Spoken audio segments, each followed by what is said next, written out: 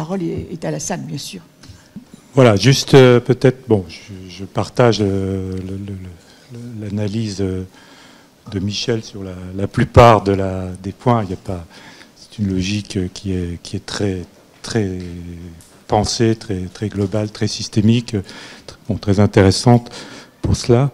Alors j'ai une question d'abord un peu ponctuelle sur la période des années 70. Concernant tu rappelais l'anticipation un peu de l'autonomie financière par la globalisation des prêts, etc., par la CAELC et tout. Puis après, ce qu'a donné la première DGF. Mais tu disais, finalement, c'est un premier pas vers la responsabilisation, et tu as cité d'ailleurs cette caractéristique pour définir l'autonomie. Mais je voudrais que tu reviennes un peu en quoi le fait de donner, de permettre d'avoir une globalisation responsabilise, parce que ces responsabilités, c'est finalement par rapport à qui? Responsabilité par rapport, si on va plus loin sur la fin de ta conclusion par rapport à la démocratie, ce serait responsabilité par exemple au final devant les citoyens ou les responsables, ce qui n'est pas forcément le cas. Bon, c'est une première marque. Enfin, je voudrais que tu expliques ça. Puis j'ai une deuxième idée aussi que je voudrais que tu reviennes. Bon, si on suit une des propositions que tu fais pour un peu finalement un nouveau modèle, on en avait parlé aussi à Reims, dans le cadre de la question des liens entre crise et finances publiques. Finalement, tu proposes un modèle assez, je dirais, dans une partie assez procédurale, dans le sens, pas du droit, mais dans le sens d'Habermas. C'est-à-dire, comme Habermas a pu proposer des solutions par le débat public à un certain nombre de problèmes, toi, tu proposes qu'on ait un organe qui soit un petit peu paritaire, et tu t'es expliqué ou tu as écrit sur ces questions-là.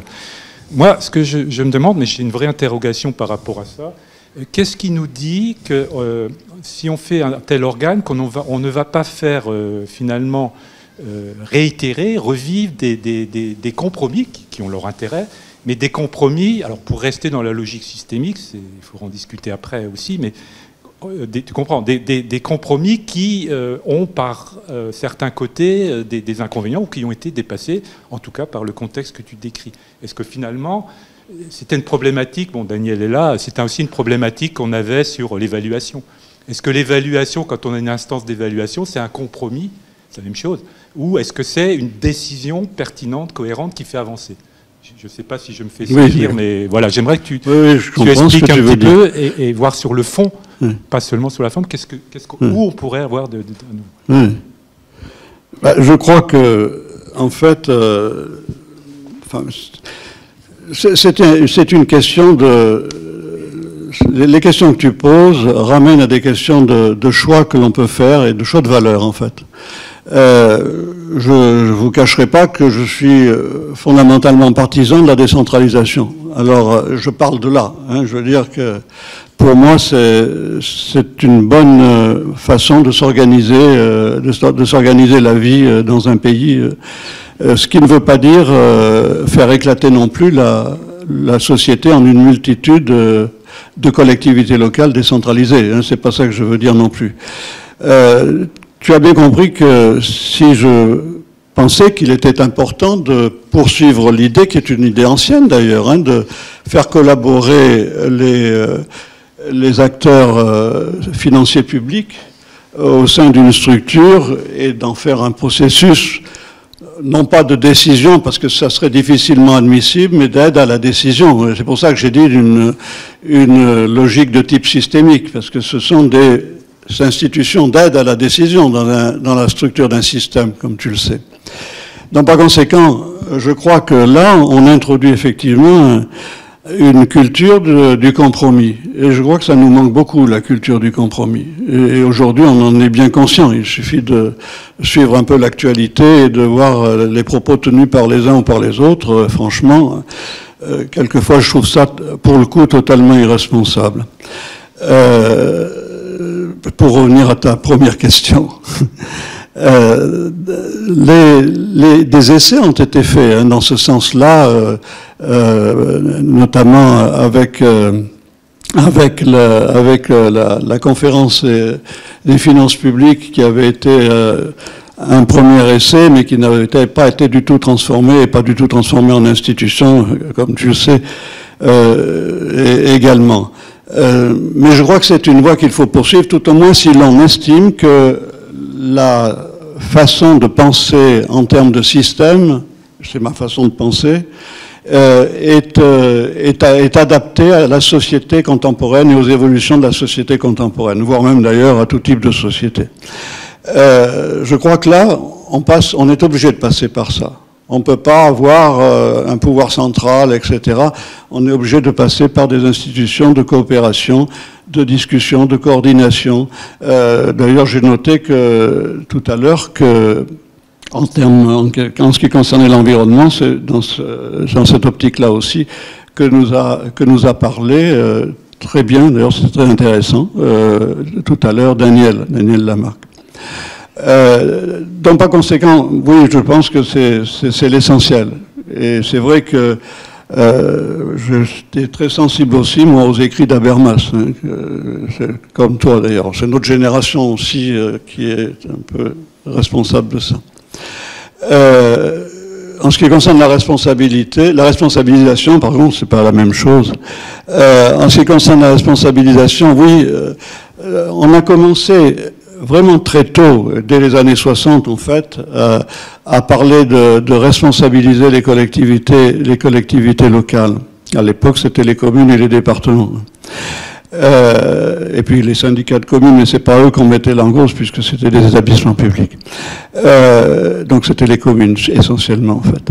Ensuite, on a commencé à penser la responsabilisation financière des collectivités locales et on a même vu apparaître des ouvrages et des articles sur l'adaptation des modes de gestion beaucoup plus efficaces aux collectivités locales qui sont ceux du management privé et en essayant de les adapter. Il y a par exemple un auteur qui s'appelait Coirieux, peut-être que certains non, qui avait sorti un bouquin, ça te dit rien toi Coirieux? Si, hein, 1973, son bouquin sur la gestion locale. C'est un des premiers livres, Coirieux. Oui, mais à Bouineau, c'était après. Coirieux, ça a été le premier vraiment qui a fait un truc. Il y a eu Bouineau, et puis il y a eu le gros bouquin aussi aux collections U, là, je ne me rappelle plus comment il s'appelait, ils étaient deux auteurs, mais qui est venu après Coirieux. Je crois que c'est vraiment Coirieux qui a lancé le truc. Et Bouineau qui a vraiment développé, vraiment de façon remarquable d'ailleurs, l'adaptation des modes de gestion privés au secteur public. Tout ça allait dans le sens de l'idée qu'il fallait donner les moyens aux collectivités locales de se gérer elles-mêmes. On était dans une période avec un État, vous savez très bien quelle était cette période, avec un contrôle a priori, etc. On pouvait pas faire, les collectivités locales ne pouvaient pas faire ce qu'elles voulaient. Et l'histoire des prêts globaux, comme de la dotation globale de fonctionnement, qui est passée d'ailleurs par la suppression d'un impôt avant de devenir une dotation, puisque c'était un impôt local au départ, qui est passé par ensuite un versement représentatif de la taxe, enfin bon, peu importe. Ce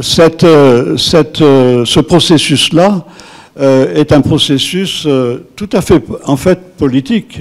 L'idée, elle était de donner du pouvoir aux collectivités locales et en sachant que ce pouvoir, c'était le meilleur des pouvoirs et la base du pouvoir, c'était les finances.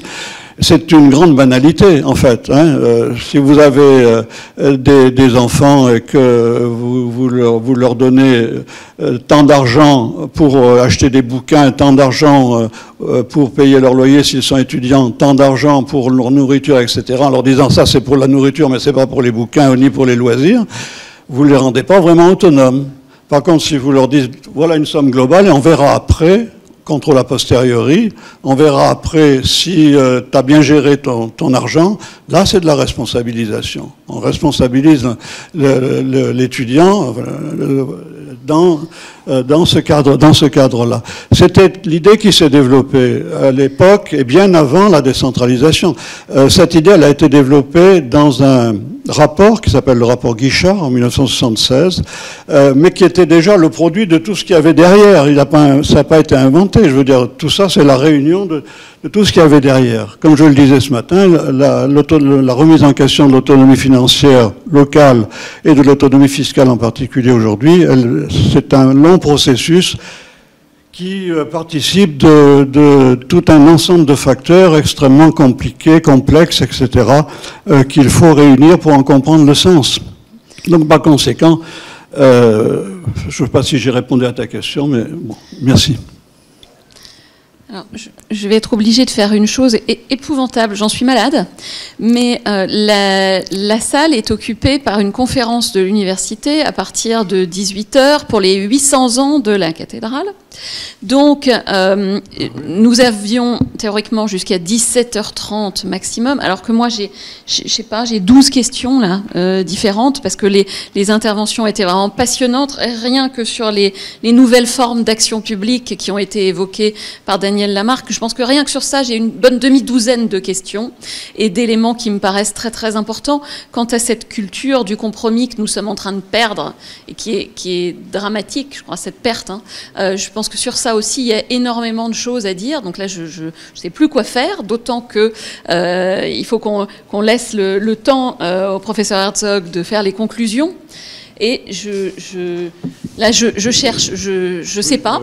Alors, j'ai conscience que de toute façon, un colloque, c'est jamais la fin de quelque chose, c'est toujours le début d'autre chose. Mais ce que je me dis en entendant la richesse de cette dernière table ronde, de ce dernier panel, c'est que il faut se donner l'opportunité de poursuivre ça.